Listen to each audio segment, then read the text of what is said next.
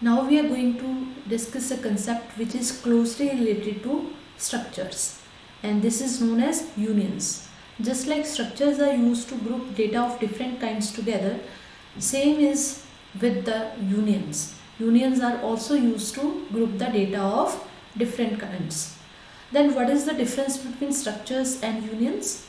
Let's dive in and find out. So a union is a memory location that is shared by two or more different variables, generally of different types at different times. Now what does this mean? Just wait. The meaning of this line will be clear in a moment. So how to declare a union first? The general form of union declaration is the keyword union, then the type union type name, then we specify the data type and variable names.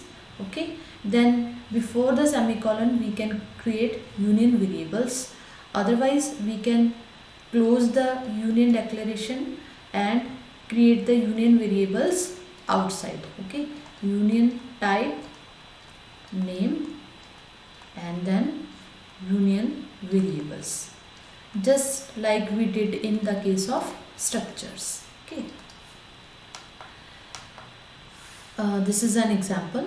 Union keyword, then the name or tag of the union, then these are the members in the union. Here we are creating a variable of union. The variable name is CNVT. Okay, when declaring union variables you need to use only the type name. Okay, you do not need to precede it with the keyword union. This can be skipped.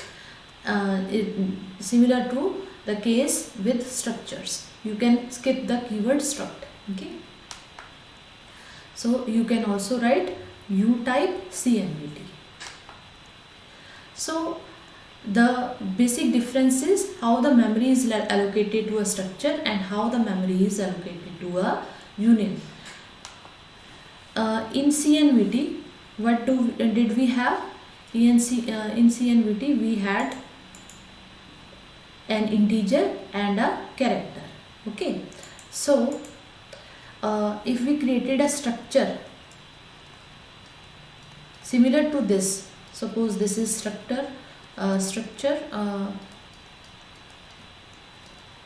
type and int I char ch, then how much amount of memory will be allocated when we created any variable of this type? Suppose integer occupies 4 bytes and character occupies 1 bytes, then total of 5 bytes of memory would be allocated to a structure of this type, suppose S. Okay, but what happens when you create a union? In CNVT, both integer and character, they share the same memory location. How is this possible? How can two variables share a memory location? I occupies 2 bytes, assuming 2 bytes integers, and ch occupies 1 byte. At any point in your program, you can refer to the data stored in CNVT as in either integer or a character. If this is a union, then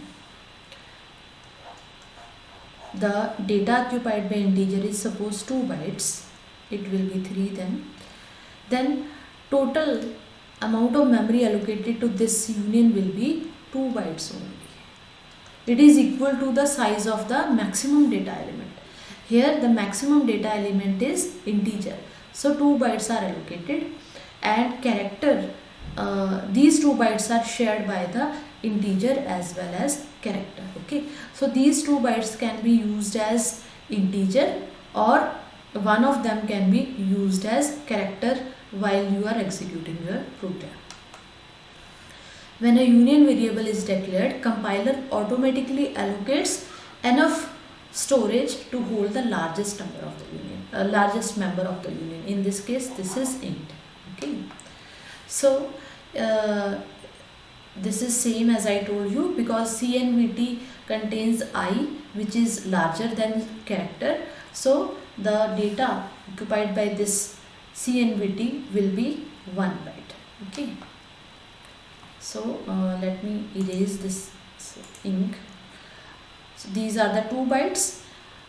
Integer I uses both the bytes while character ch uses only byte 0. So byte 0 is shared between integer I and character ch.